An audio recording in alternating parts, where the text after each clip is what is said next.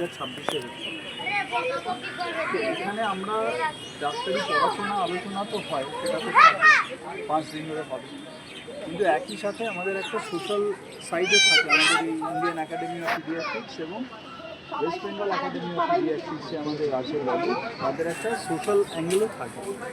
তো সেই social অ্যাঙ্গেলের part হিসাবে আমরা এখানে ছোটো ছোটো বাচ্চাদের, এখানে ফিয়ার্স বলে যে এনজিও আছে, এনাদের সাহায্য নিয়ে আমরা এতগুলো বাচ্চাকে এখানে কম্বল দিলাম। এবং আমাদের এটার জন্য যে ফার্মাসিউটিক্যাল হাউস, তারা আমাদের সাহায্য করছেন, সাপোর্ট করেছেন এটাতে। এবং মেইন যেটা ব্যাপার সেটা হচ্ছে শুধু এখানে এই কজন নয়, এখানে তো আমরা 50 জনকে দিচ্ছি। এটা গোটা ওয়েস্ট বেঙ্গল জুড়ে আমরা কিন্তু এই জিনিসটা আমরা করছি। অর্থাৎ হুগলিতে হচ্ছে, আসানসোলে হচ্ছে, কলকাতাতে হচ্ছে, তো গোটা পশ্চিমবঙ্গ জুড়ে আমরা এরকম বাচ্চাদের গরমের এই কম্বল আমরা দিচ্ছি। এদের উজ্জ্বল ভবিষ্যতের জন্য আপনারা কী দেখুন, আমাদের যেটা আপনাকে বললাম, আমাদের একটা সোশ্যাল চ্যাপ্টার আছে। এবার এদের জন্য আমরা বিভিন্ন জায়গায় গোটা দেশে এদের কিছু কিছু জায়গায়, যেমন স্কুলে আমাদের ফ্রি এডুকেশনের একটা সিস্টেম আমরা কিছু করি, যে হয়তো কেউ পড়ালো।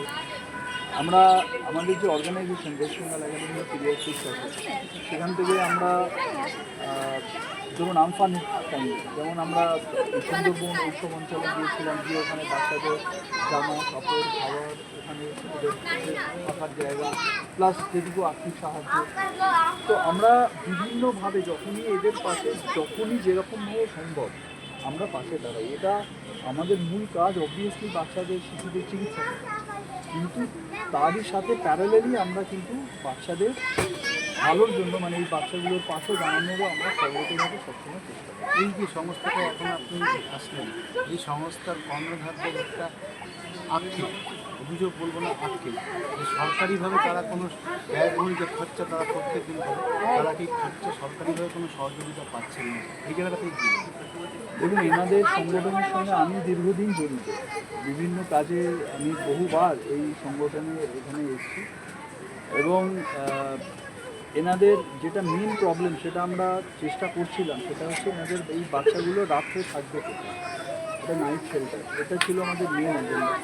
তো সেটার জন্য আমরা জায়গা দেখছিলাম, বাট সামহাও এই কদিন একটু আমাদের সেই একটা ছেদ পড়েছে। আমি আশা করছি আগামী দিনে আমরা সবাই থাকলে নিশ্চিতভাবে এই বাচ্চাগুলোর আমরা একটা পার্মানেন্ট শেল্টারের ব্যবস্থা করতে পারি। আর্থিক সাহায্য সরকার থেকে দেখুন, গভর্নমেন্টের হিসাবে, একটা এনজিও হিসাবে সরকারি যে সাহায্য পাওয়া যায়, সেটা প্রপার করতে গেলে নিশ্চয়ই তারা পাবেন।